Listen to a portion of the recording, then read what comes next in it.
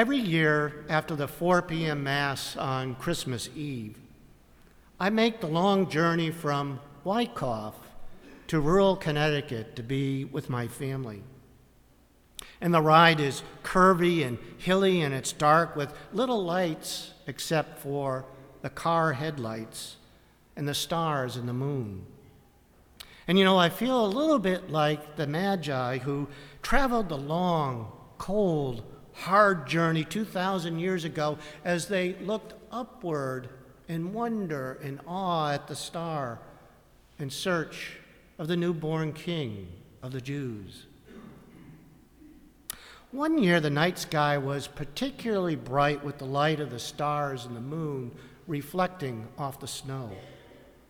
And as I looked upward, my mind thought of 3 other men who had also looked upward and had traveled a long, perilous journey to the moon and back on the Apollo 11 spacecraft. An historic moment and one of great achievement for humankind. In a certain sense, their journey changed the world, and it certainly changed those 3 astronauts. Upon their return and celebration of this historic achievement, they made a goodwill tour around the world, visiting 23 countries. Buzz Aldrin noted in his book, Return to Earth, that one of the most striking and moving moments of their goodwill trip was a visit to the Vatican, in which Pope Paul VI presented them with statues of the 3 wise men. Aldrin would go on to write, "The Pope told us the wise men were directed to the infant Christ by looking up at the stars, and that we 3 also reached our destination by looking up at the stars." No doubt the presentation of these statues caused the astronauts, just like us today, to deeply reflect on our gospel. The feast of the Epiphany celebrates Jesus revealing and manifesting himself to the world. Webster's dictionary would go on to define the word epiphany as an illuminating discovery. The wise men, the Magi, were on a journey of discovery. A journey that was difficult and perilous and historic, following a star in search of the newborn King of the Jews. Since the dawn of creation, humans have gazed up into the night sky with wonder and amazement at the mystery of the heavens. A mystery that pulls us closer and closer to Christ.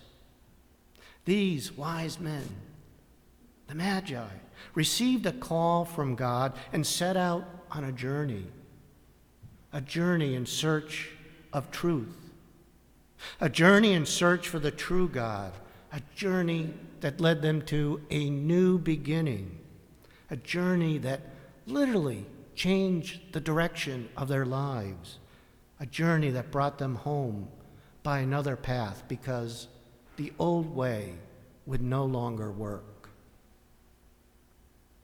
It seems fitting we celebrate the Feast of the Epiphany at the beginning of a new year, because the start of a new year is often a good time for new beginnings for all of us.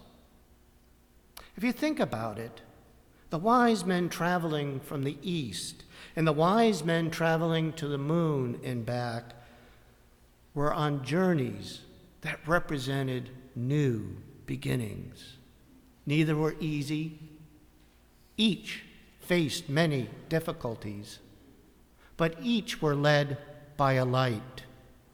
The Magi by a star, the Apollo 11 astronauts by unexplained flashes of light. The light of hope, the light of salvation and redemption had shown itself on the wise men of the Orient and the wise men of the 20th century.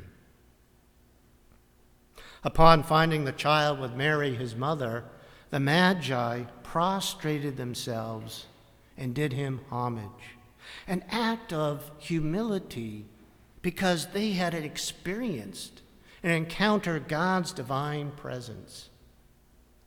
Aldrin, 2,000 years later, recognized a divine encounter when he paused to give thanks and praise to God before he stepped out onto the lunar surface. And just before the astronauts left the moon, they recognized the enormity of their journey. They buried next to the American flag a message from Pope Paul VI, praying for a new beginning and quoting Psalm 8, praising God's name. The feast, the Epiphany, is more than just Christ manifesting himself to the world, but also about the journey. Yours and mine, and all others are goodwill who seek Jesus Christ.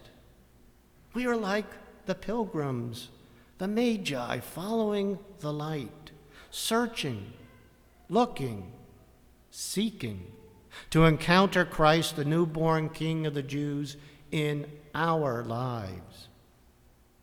And we can find him as an infant in a manger.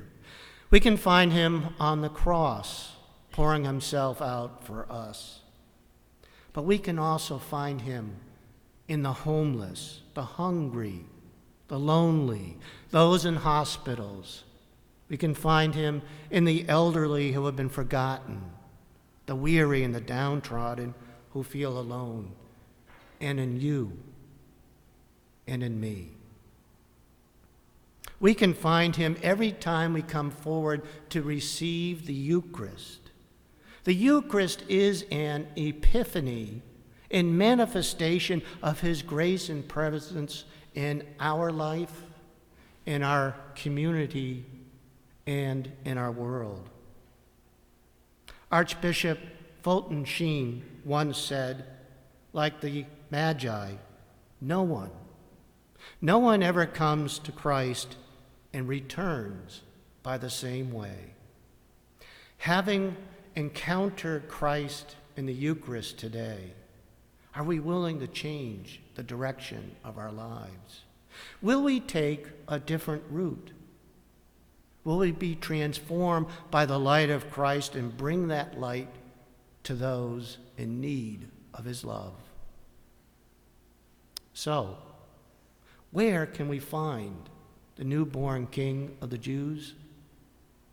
Look around. Look within. He is with us and among us. God bless you.